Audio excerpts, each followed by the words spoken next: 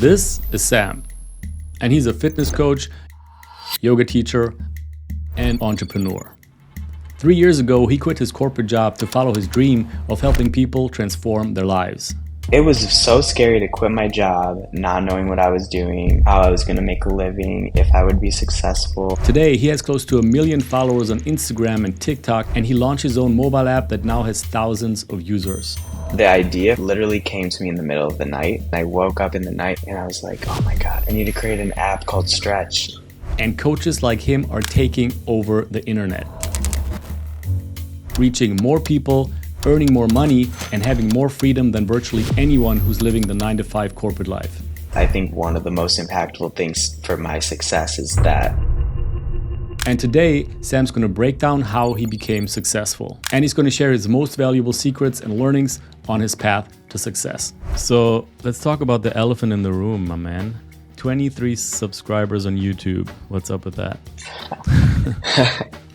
I think I just not really resonating with the YouTube audience. Well, I mean, from looking at your account, you didn't really try. No, I know. I've actually never told anyone about my YouTube. This is the most publicity my YouTube has had to this point. I would love to get some advice from you for people who are just starting out. If you imagine that you're a fresh fitness yoga instructor and you had to start again from zero, what channel would you focus on right now? Well, I'm going to answer this for me because I think that there's not like a one size fits all for everybody, but you should say YouTube now. I know. Well, honestly, I've thought about it. I'm tempted to say TikTok because I think it can be a good place to start from scratch now, and easier to kind of reach new audiences. But Instagram with Reels has kind of become like TikTok Junior in a way, where you can also reach a new audience there. And I think Instagram just provides a lot more mechanisms to connect with people, build a different kind of relationship, and also run a business. And I think brands who do partnerships with content creators, the vast majority of those are on Instagram still. And I think that that's just kind of a testament to there just being a lot more ability to do certain things for a business there that TikTok can't do as well. So they've been around longer and they put more resources into some of that. So I would say Instagram for that reason, but TikTok is a close second because, I would do both if you can, probably, because they really do work well together, and you can use content on both, or you can repurpose content or learn from one and apply it to the other. So I think they work well together, but I would say for me, Instagram is the most important that I feel like I would need. Mm-hmm. You have a business background, so you're super tactical about everything that you do. But if you imagine yourself in that position of being a fresh fitness trainer who wants to take their business online, and they're starting at zero, they pick their platform. Let's say they do, Instagram or TikTok. What is the thing that you think, okay, this is going to be the number one thing that I focus on for the next 12 months to get the maximum growth? I'm going to say have fun.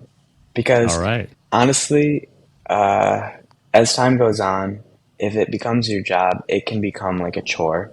So enjoy it as long as you can. Because I think really though, when you're enjoying what you're doing, people can feel your energy. People can feel if you're enjoying what you're doing. And it also just makes the whole experience more enjoyable and more authentic. So be yourself. Don't worry too much about the numbers, but pay attention to it a little bit and learn as you go, and just try different things and try to be consistent. But yeah, have fun with it, because that's kind of the whole point in a way, especially early on.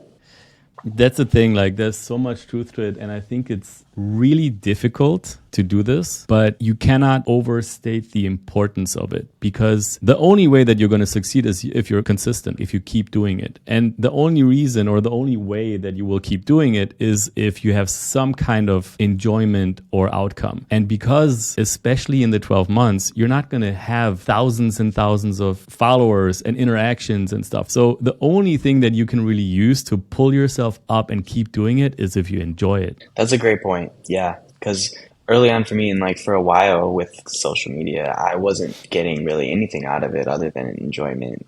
I wasn't making money. It wasn't my work at all. I had a different job. So the only way that I kept going was for fun. So yeah, especially early on.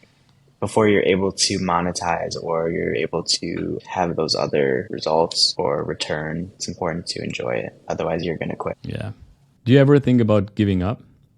Yes, actually. I've thought about it. Like, there's times that it can become very stressful or very just challenging, and I start to think, should I be doing this? Like, should I even be doing this? But I feel like in those moments, it helps when I remember the impact that I can have and the people who do or have or can in the future benefit from things that I'm doing and creating and putting out there. And that, at the end of the day, matters more to me than my stress. What is your main background that you came from professionally? My background is business and marketing. Like, that's what I was doing full time. But I'm a certified personal trainer, a certified yoga instructor, and stretching and flexibility coach. So I have a few different backgrounds that I combine and incorporate into what I do. The reason why I asked is because I think one thing that you massively did right was how you present yourself on outcome as opposed to a specific discipline. When I looked at your IG, you 100% focus on flexibility also with your app. I think that is extremely smart and also something that, like, when we work with creators where you try to like shift their mindset towards, yes, you're a yoga teacher, but at the end of the day, you're selling a transformation, an outcome. Yeah, that wasn't really a strategy that I had going in, but it kind of fell into place. And it has, I think, been one of the most impactful things for my success is that kind of niche that I've carved out for myself that wasn't always my niche, but it kind of fell into place as a combination of my own interests and what there is a need for in the world. It ended up working out really well because there's a need for it and it's a passion of mine. Yeah. I mean, it's been going really well. The app has thousands of reviews, super impressive. And I'm sure, there are a ton of things that played into your success, but I'd love to hear from your perspective what you think are 2-3 pivotal things that allowed for all of this to happen. What do you think they are? I would say one of the biggest ones was when I decided to leave my full-time job without really knowing what I was going to do. And it was one of those leap of faith type things where I knew that it was what I needed to do, but it was really scary. But it ended up being so important to be able to have success with it because I was right, I guess, in my guess that that's what I needed. Because once I did that, I started to just have the room in my life and in my brain to kind of figure things out. So that was a huge thing, I think. And then I think just really prioritizing my well-being and my following my heart and my passions. Let's talk about this. So you've got a big IG account. You're big on TikTok, which I actually didn't know until I researched a little bit more because I just didn't really expect it. You've got a very successful mobile app, Stretch app, and now you're also selling an online course on your website. So maybe walk us through like the order of how all of these things started happening for you. Well, of those things, the first one was Instagram. I've had my account since 2015, and I kind of started doing that because I had a yoga picture that I didn't want to post on my regular Instagram. So I created a separate account so I could have somewhere to put that. And then, fast forward, that's my account. I kind of developed a bit of a following on Instagram, kind of just almost on accident as I had my full-time corporate job. And it was kind of a side hustle for fun, really. But then eventually I decided to focus more on it and I quit my job right around the beginning of the pandemic.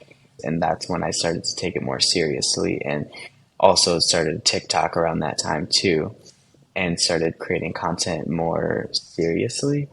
And then a few months after that was when I created my first product, if you will, which was the online course. And that's an online yoga course for beginners specifically. That launched September 2020, which was like a few months after I had quit my job to become my own entity in business. And then it was like within a few weeks of that launching was when I had the idea for my app. We quickly talked about the fact that you focused on stretching and flexibility earlier. From what I can see, your content is very much focused on that. Do you think that was important? Yeah, I think it was really important from both the standpoint of me doing things that I care about and am passionate about, and then also from a business standpoint of just being focused on a certain area and doing something that there's a need for in the world. So it was a way to, it was like a very subtle shift from the outside. Most people probably didn't really notice a change because it's very similar, like yoga and stretching. There was a lot of stuff out there for yoga or a lot of stuff out there for fitness, but there wasn't a lot out there for stretching and flexibility. And so, from my business school days, like you learn about the gap in the market kind of thing, where that's what I realized. It was kind of this intersection of my passion and a need in the world. And that's where that kind of magic can really happen.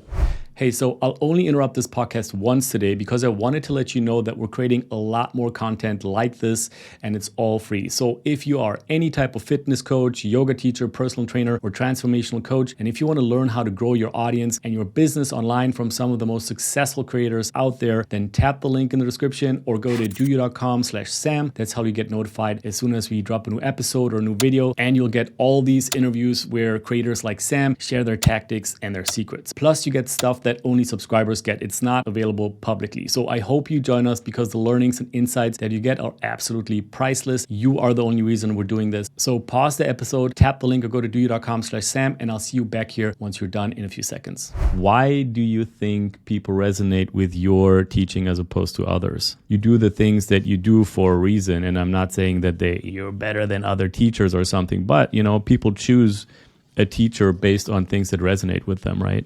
Yeah, for sure. I think that one thing is like my background is not just yoga or not just fitness. I kind of have these different backgrounds that I combine for both myself and my own training and when I'm teaching other people.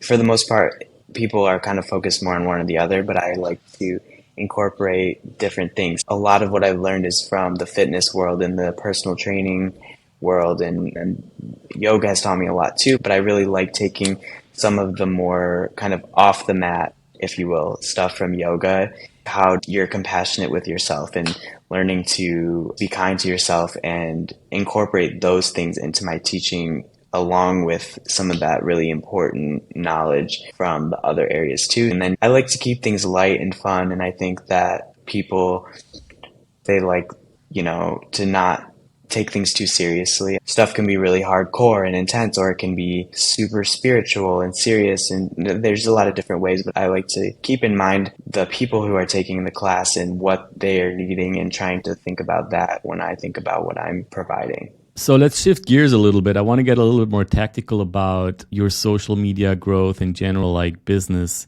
tactics. In the beginning, what were like the most effective ways for you to grow your audience, whether you did it on purpose or not? But I'm sure there were some things that stood out. The biggest thing has always been the content that you create. And it's different on different platforms. Every platform is different in different ways, but that's been like the constant in terms of success. It really comes down to the content that you create. And that's kind of vague, but the vast majority of growth or success or virality or any of that has come from the content itself. I created an Instagram account because I had a picture and a video that I didn't want to post on my regular account because I didn't want people to see it. Because I remember thinking when I first started yoga, like I was never going to be that guy posting yoga pictures online. And That's funny. that didn't work out, I guess. Yep. But so that was why I created the account. But I really was just doing it for fun. But over time, I just started to enjoy creating content more. And I started to also just pay attention. I mean, like I mentioned, my job was in social media too. So I've always kind of taken an interest in that stuff. And so I started just paying attention more to what other people were doing and what was working well out there for myself and others. And just, I think that's been something that has been really important for me is to, you don't have to constantly reinvent the wheel. You don't have to constantly come up with everything from scratch. There's a lot of people doing cool things out there and you can learn from other people. You can be inspired by other people. And like, depending on what your goals are, if your goal is to grow, see somebody who's growing and what are they doing and what can you learn from them and how can you apply it to your own stuff. And so I think that that's something that's helped me a lot, but really it does come down to content. Yeah. Yeah.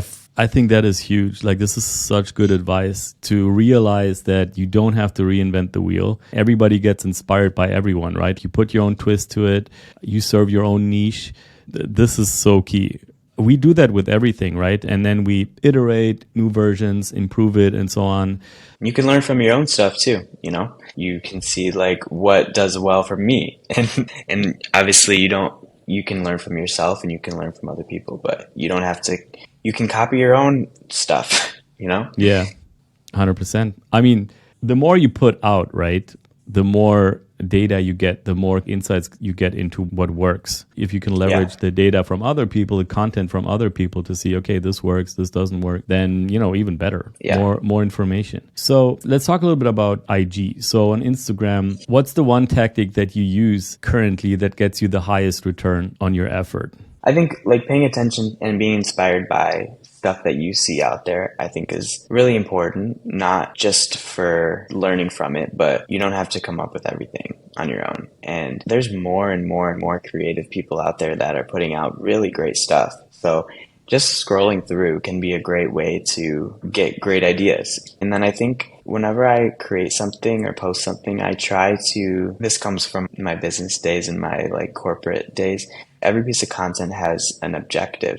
There's some goal, and it doesn't have to be anything crazy. It can be the goal of this is just to connect with people, or the goal of this is to announce something or to reach more people. I try to think about for each thing that I do, what's the goal of this? Because you might have more than one goal with your account or with Instagram, but you don't need to focus on every goal for everything you do.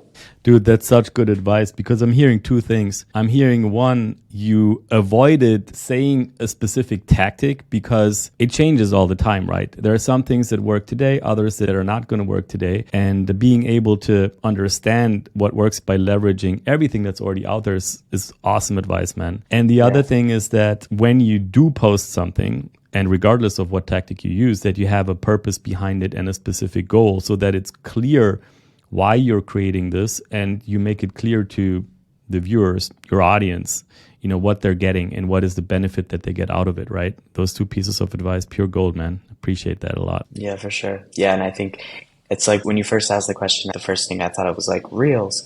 But it's like not that simple. Like you said, those things are changing all the time, and Reels might be a good thing to be doing right now, but it's maybe not always going to be that way. And it's also not just about the format that you're creating. And there's not just one goal you have, like it's important to do other things. It's important to post on your story and connect with people in a different way too. And, you can do one or the other, whatever. It's not that simple. And it's like, don't just do Reels if they're going to be shitty Reels.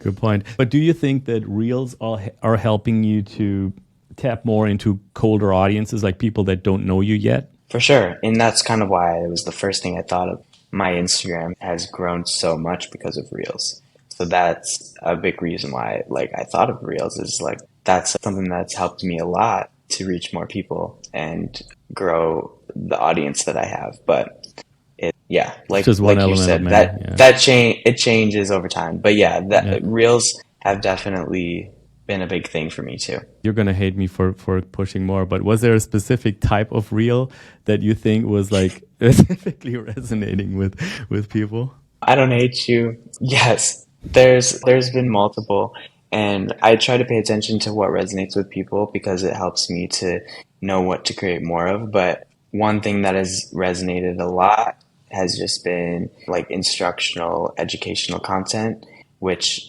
there's a lot of that out there and it works well for a lot of people, but you have to do more than just educate. You have to try to, like for me, I try to make it entertaining in some way too, or not boring somehow, but that's something that provides a lot of value for people. So a lot of times people might see that and they'll be like, oh, this is something that is valuable to me and I want to learn about. So they might follow along more. And then sometimes just doing like a fun kind of movement that catches your eye can be interesting. Like my most viral video that I've ever had was this challenge that I created of this splits thing that was just just very interesting looking to the eye. Like it was a cool looking movement.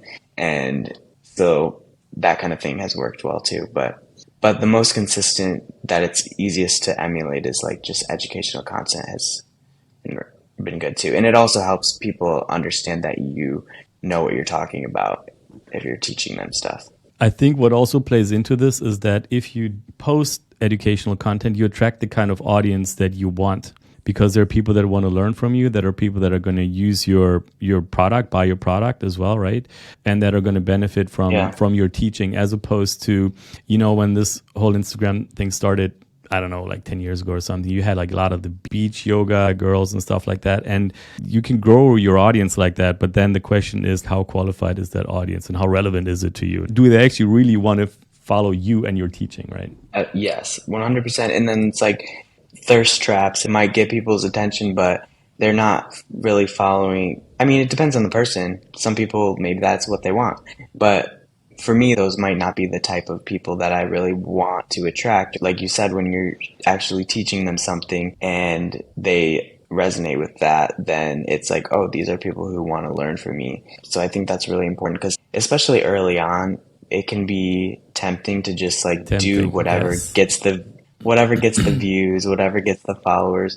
But at the end of the day, it matters who those people are. Like, you want to be attracting the right people. So this is something an interesting you learn. point. Yes, exactly. So this is an interesting point. So I want to talk a little bit about what people do wrong, because this is a big one. I think you see a lot of like cute girls posting photos, and they're, legit yoga teachers, but it's very tempting to post pictures that get a lot of clicks, because you don't really see behind it. Like, the point is that you can attract the wrong audience and grow your audience, and that feeds into itself. The algorithm will then feed that content to that type of audience. And then when you hit the point where you want to monetize, or where you want to build a product or a real community around it, you are just looking at a suboptimal audience that is going to be much more difficult to turn into a real community and a business, right?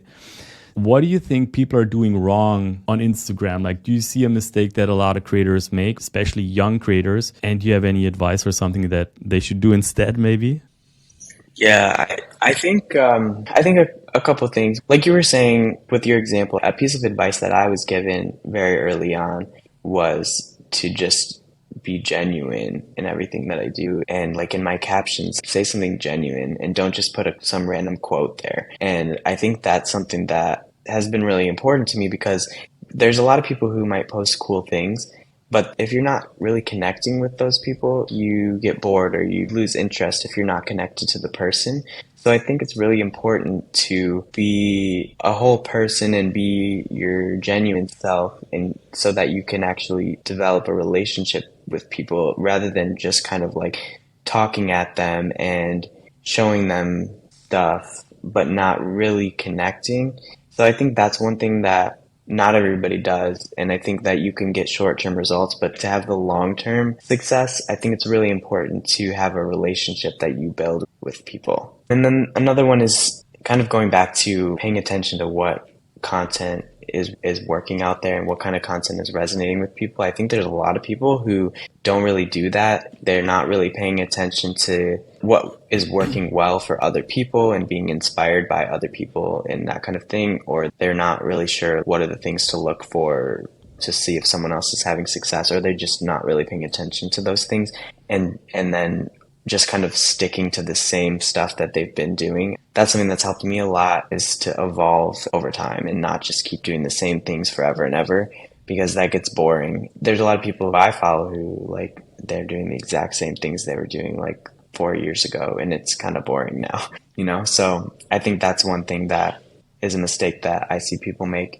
is to not evolve what they're doing and kind of just pay attention to the environment around. Those are a couple things I feel like. Let me recap this, because I think this is really cool. Like, people have these three, and I observe this too, they have these three blockers.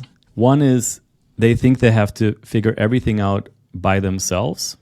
They think that they should not get inspired by other people.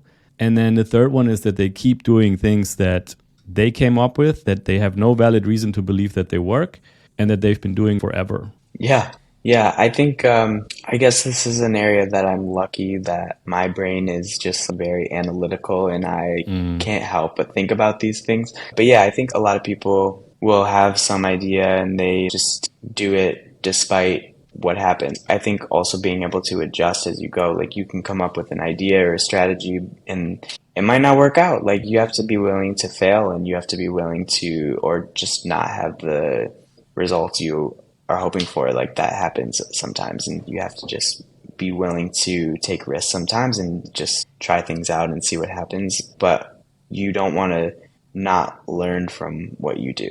That's like a really good rule of thumb for life in general, I think. Yeah. Yeah. I mean, you want to learn from what you do. You want to learn from your mistakes, if it's a mistake, or you want to learn from your success. I did a podcast with Hero, Action Hero, and he said it really well. He said, you can never think that you're so God's gift that you have figured it all out. And he was like, whenever I think I have things figured out, I know I'm in trouble. And I think that is so freaking true.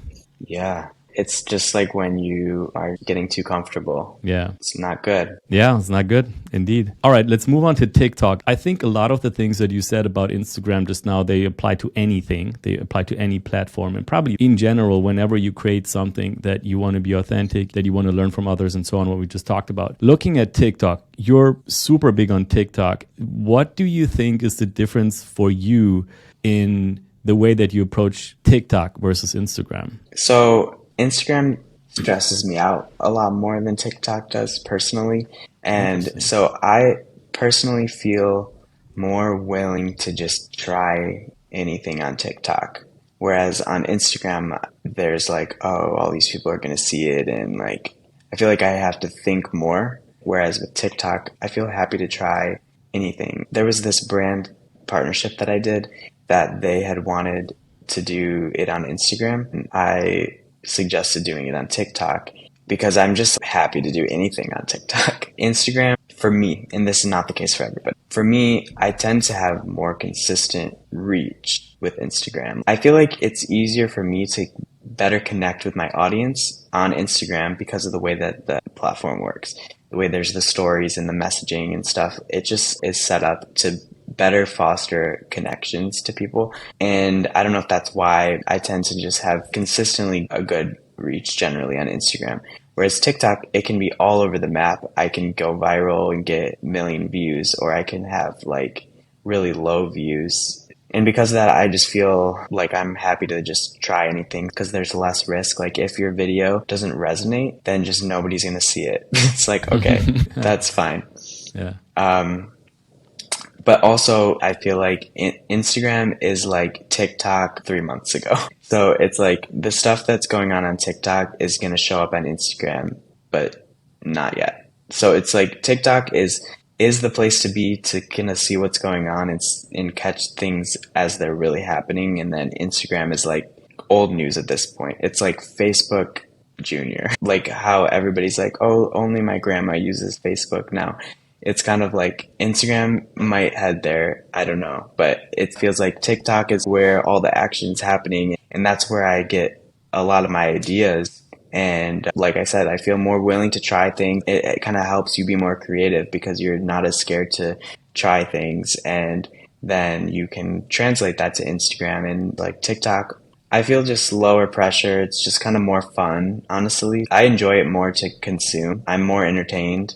So I enjoy that. I get inspired and I feel like I'm better able to connect with people in my community on Instagram. So they're both important in their own ways for me. Yeah, TikTok is a much more like experimental place, right? Where you can go viral and hit people that have never seen you before in the millions, but the connections are not as close. They're more like passerbyers, and Instagram is much more curated. But that makes TikTok a really good place to experiment and see what could work on Instagram as well, right? I feel like it's good to have a place where you can go a little bit crazy and do things that maybe on Instagram you're like, nah, I don't want people to see that. But on Instagram, because the barrier of entry in general for creators is so low, right? The rate of people who actually create reels or like TikToks versus people who just observe is much bigger on TikTok than on Instagram. Totally. And I think a lot of people, most of us have had Instagram for a while now, and we're connected with all of our friends and everybody we know on Instagram. And then TikTok considers themselves a content graph, they say, where it's like really about the content. And then your content gets shown based on the content rather than the people, whereas Instagram is a social graph. So it's like it is just set up differently. Like anybody can go viral on TikTok, and Exactly. that Yeah. can happen a bit on Instagram too. But Instagram is also so much more than just reels, and so it's just a different feel.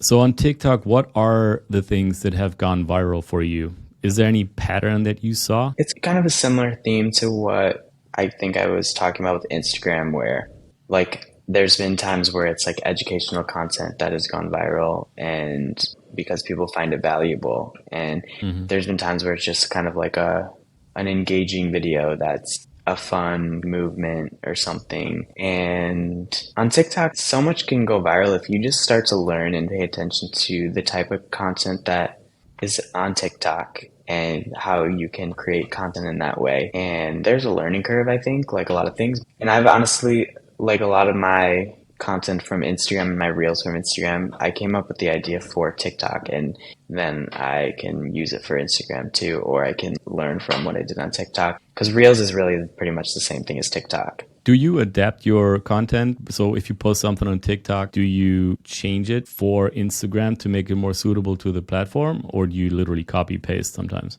Depends. Sometimes I literally copy paste. A lot of Hmm. times I've done that. And then there's times where I'm like, I kind of want to do this differently on Instagram. So it kind of depends, but a lot of times you can, like, the exact same thing can work on both. And it's just so easy to just do it that way. So earlier I asked you the question about ID and what do you think what people are doing wrong. Is there anything on TikTok specific that you've observed where you're like, dude, you're not going to make it this way. You're doing this wrong. I think the biggest thing with TikTok is more just not doing it or being scared of it because I think that it's a newer platform. Not everyone understands it.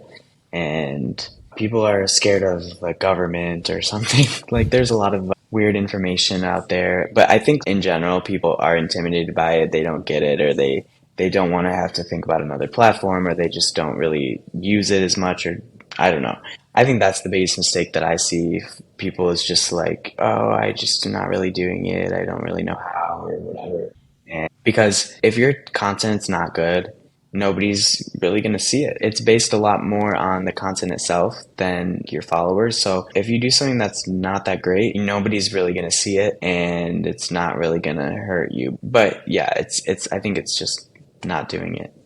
I think this is really interesting. And when you start to create content, do you ever or did you ever experience imposter syndrome? If so, like, how do you deal with it?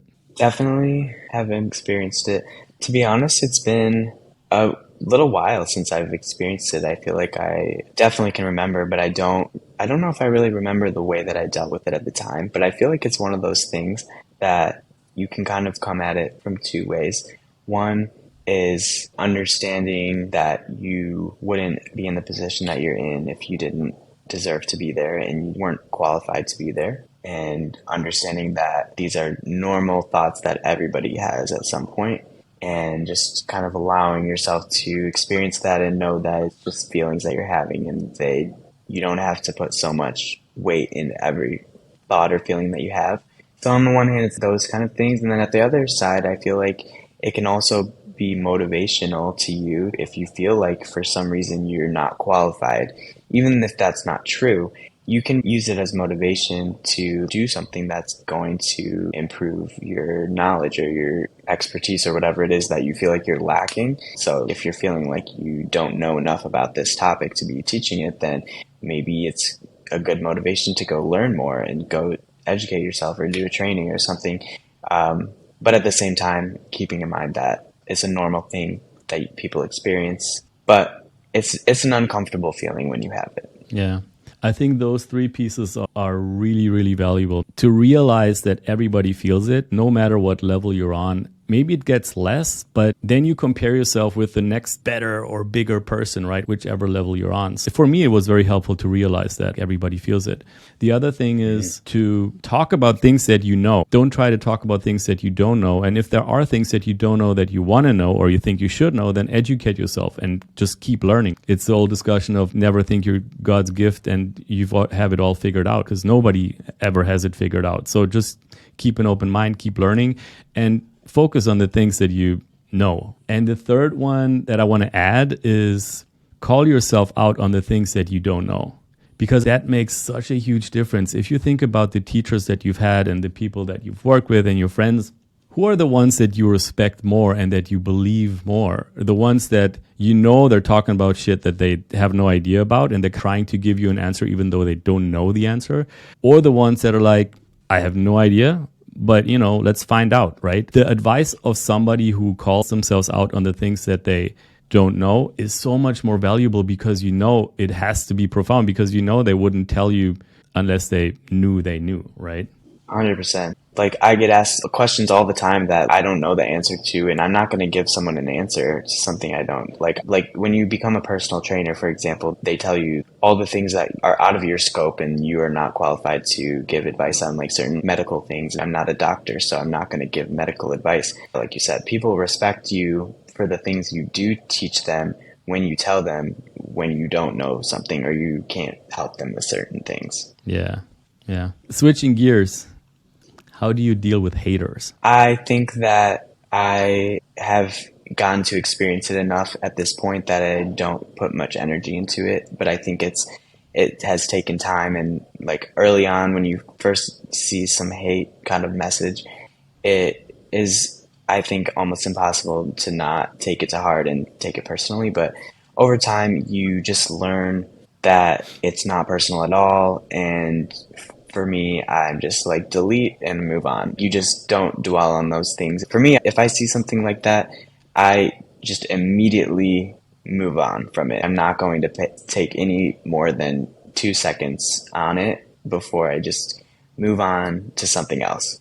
And so I think for me, that's something that I couldn't do that at the beginning. I would read something and be like so affected by it, and it would make me like really upset and in a bad mood and all this. But over time, I don't know if it's just getting numb to it, but also just learning to be more protective of my own energy and where I put it, and my own mind, I guess. And yeah, protect myself. And that's by not spending time focusing on those things that don't deserve it. Yeah, it's so true what you say, that it's difficult not to take it personal, especially when you experience it for the first time, because you take the things that you do and say seriously, right? And it's hard to realize that there are people out there that waste their time on this. So what helped me a lot is to think, dude, what are you doing? Like, why are you on the internet writing this comment, spending your time and your energy spitting this hate? Go do something, like, what are you spending your time on? So it almost turns into pity, or it totally turns into pity for me, because I'm like, shit, your life must be hell, man. Oh, 100%. It's if you get some angry driver that's yelling something at you or something, like, it's like the same thing. It's not personal. They don't know me. It's really all about them. And I can just then take a moment and honestly feel sorry for them, because they must be in a place that is causing them to act that way, and you can just kind of recognize that it's fully about their own problems in their own life. So you can be like, oh, you know what, I'm going to give them some compassion, because this driver is only so upset because of whatever's going on in his life, and it's like nothing to do with me. There's this quote that I read, this Buddha quote, I'm totally going to butcher it, but it's something like, anger is you punishing yourself for the mistake of someone else. So whatever you give that situation of hate is going to be you punishing yourself for something that it has nothing to do with you, right? Right. Did you ever hit a low on your journey, like a point where you were burned out or mentally exhausted or hopeless? Like, how do you pull yourself out of those lows if you ever experienced them? Yeah, I mean, I think it's happened many times. I feel like early on, I feel like getting burnt out, it can be really difficult, especially when you work for yourself and you are responsible for the life of everything, and you're not just like an employee at a company. It can be stressful to have the thought of taking time away or taking a break, but I think those are sometimes some of the most effective ways to deal with that kind of thing if you're feeling burnt out. And like, if you sometimes you just need a break. And to be able to give that to yourself is really important and often more productive than doing work. And so I no longer feel bad about taking breaks or taking time away if I need it.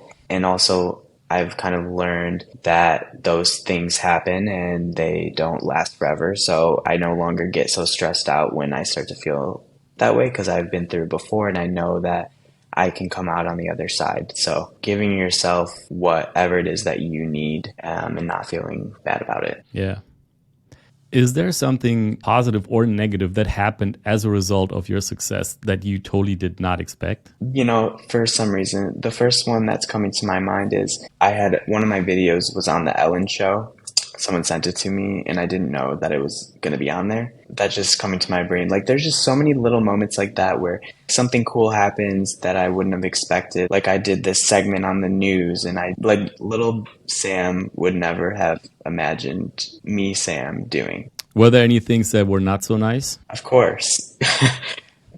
Gosh, I mean, haters is one thing that, you don't really think about when you start doing. When I first posted that picture of myself in a handstand on Instagram, I did not know the path that I was going down, and I didn't know that I was going to end up getting a lot of eyeballs on stuff that I did later on, and that it would be so many eyeballs at some points that it was going to attract negativity too. And that's something that I didn't set out to be a content creator or have a big online presence. That wasn't a goal that I had. And so when I first started to do that, I never would have anticipated negative things like that. And also just the stress that can come along with it. Do you have any regrets? Sometimes I wonder if I should have left my full-time job sooner and started working for myself full-time sooner, because there was a while that I thought about that, and there was a while that it was kind of in the back of my mind, like, I want to focus more on this stuff, but I'm working full-time. And so there's a part of me that wonders if I should have done it earlier. But I also think that really at the end of the day, I wasn't ready yet. If I had done it earlier, my path would have looked different, my journey would have looked different, and I probably wouldn't have ended up in the same place. So it all works out how it's supposed to. Yeah. This is my last question. What would you tell a new fitness or yoga instructor or trainer who's just starting out? Maybe they're intimidated or scared or something. You've been through that too, right? Thinking they'll never make it. What would you tell them? If you care enough about it, and if you work hard, you can do it. If you care enough about it, if you're meant to do it, it will work out. And anybody who has the passion and works hard can make it happen for themselves. If you don't know how to do something, learn. If you're going to work hard and you care about it, you can do anything. There's this marketer, his name's Alex Hormozy, and he talks about people always think that business or success or growth is a finite game, as if there's an end to it. But in reality, it's an infinite game. If you keep going, at some point you will achieve success, because most people are not willing to do that. You started with your Instagram 8 years ago, right? This is 8 years ago. It takes time for things to pick up, but you have to be consistent. Most people on that journey will drop out, and most people drop out a lot sooner than you would think. So I think that advice that you gave is, some people say, oh, this sounds cliche, but it's just true. So I love that, man. Yeah, I mean, so many times that I hit like those lows that you talk about, and those times that growth was stagnant or things like that, where you don't ever know if you're going to actually achieve success again. But if you just keep going, you stay consistent, you can make it. You are on TikTok, you're on Instagram, getting huge on YouTube right now. So where do you want people to follow you, or where can they find your stuff? You can find me on the social medias, all the above. My handle is my name, Sam Gach. I think even YouTube, but don't go there expecting much yet. You'll be part of a very exclusive community, that's for sure. And your app, Stretch app. App is called Stretch. Those are the best ways. Awesome. Man, Sam, thank you so much for taking the time to share all of this. Super good to see you again, and super, super pleasure to talk to you, my man. Thank you. You too. Next time I'll have you on my podcast, which doesn't exist. Well, but maybe. You can happen if you want it. If you put your mind to it, you can make it happen. Right? All right, everyone. Thank you so much for tuning in and for sticking around. I hope you got a lot of value out of this one. Thank you. And we'll see you again. Peace. Awesome, man. Such great insights. Cool. Yeah, I tried to drop the knowledge bombs. You did. We'll chop them up and make you look like the wisest man on earth. You don't have to do much to make it look that way. It's going to be a lot of editing, man. Cropping all those words out. And hey, don't forget to sign up for more free content like this at doyou.com/Sam. A lot of the things that we share there are not available publicly, and it's all free. I'll see you there. Appreciate you. Peace.